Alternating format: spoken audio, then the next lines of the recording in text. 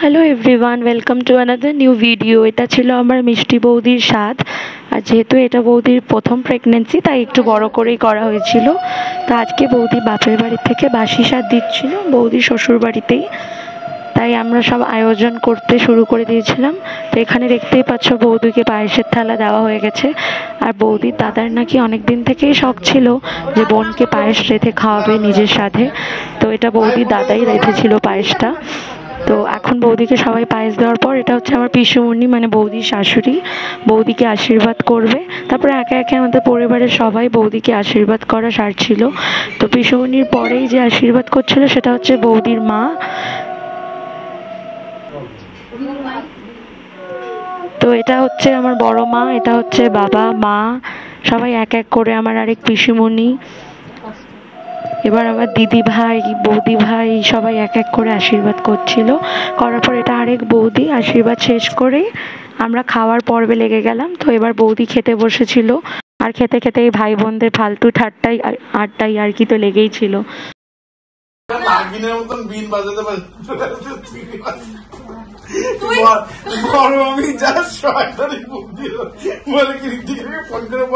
চিংড়ি মাছ দিয়ে ঘুগনি ঋত্বিকা প্রথম মা বলে না আমি আসবো না, না আমি আসবো না পেট ভর্তি।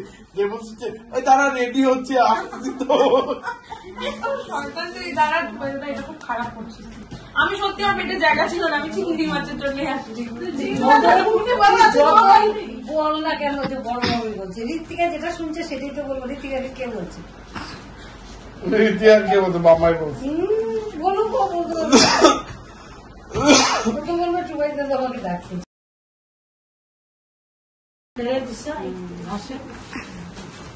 ঢেলে দিয়ে চলে আসবি তবে বসো বসো বসো। পিছনগুলো টাকা মারা ঘাও ভালো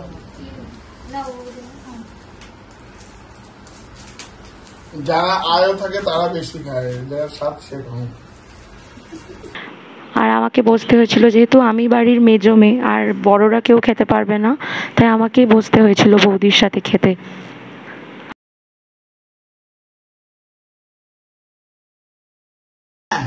রায় কালকে মা বুঝছো, মাধুরী মনে একবার খায়, রায় 10 বার খায়। মানে ও যদি না খায় বাচ্চাটা, ও কালকে ওইটা খাওয়া 3 ঘন্টা লাগাইতে শেষ করছে। বাচ্চাদের বসে। হ্যাঁ এখন তো খাওয়া সম্ভব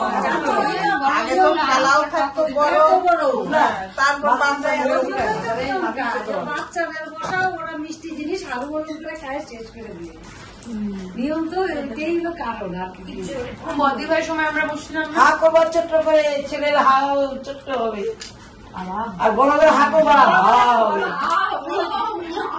পায়খানা করার জন্য হাঁটা বড় করতে লাগে এত বড় চুয়া না। জাস্ট ভাবো বুবাই আমার মুখে আমার বাচ্চাটা হয়ে গেছে। বুবাই আমার মুখে আসে আগে নাই, তোর হাতে নীলু আগে নাই, হাতে আর মুখের মধ্যে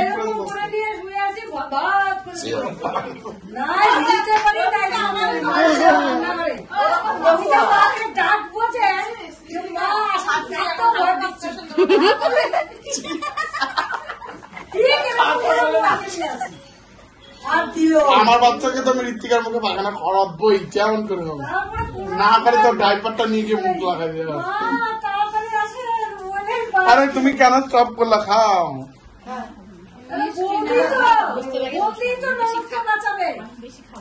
কেন তোমার সুগার আছে? ও না না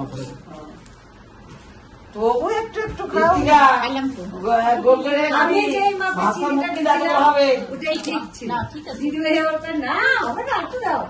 ওইটা দেওয়াতে একটু খুব মিষ্টি হয়েছে। না না আমি কোনো যেটা দিলাম ওটা একদম কারেক্ট ছিল। আর চালটাও মানে চালটা ভালো ভালো হয়েছে পায়েসটা।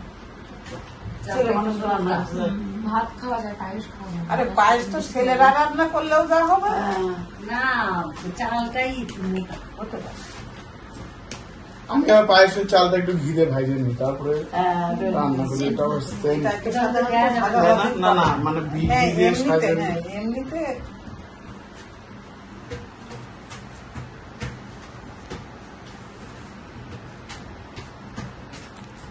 জানে না মিষ্টি। তো আর শুধু অনেক একটু পাতলা করে দিলে ভালো হতো এরা অনেক ভালো হয়ে দিচ্ছে। হ্যাঁ একটু কম করে তাও তো গরমই দল টাইট হয়ে ঢাললে তো আরো বেশি অনেকটা কি মজা আছে। হ্যাঁ অনেক চাপিয়ে করে ফাইনালি যেটা দেখার জন্য তোমরা ওয়েট করছিলে সেটা হচ্ছে বৌদি পায়েসটা খেতে পারলো কি না। কিন্তু হ্যাঁ, শেষের পায়েসটা যেটুকুর উপরে দুব্বো আছে ওটা তো খাওয়া যাবে না, কিন্তু বাকি শেষের পায়েসটা বৌদিকেই শেষ করতে হবে, এটাই নাকি নিয়ম।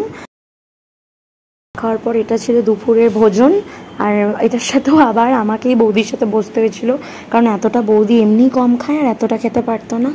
আজকে ভিডিওটা এখানেই তোমাদের সাথে শেষ করছি, আবার দেখা হবে নেক্সট ভিডিওতে। টাটা।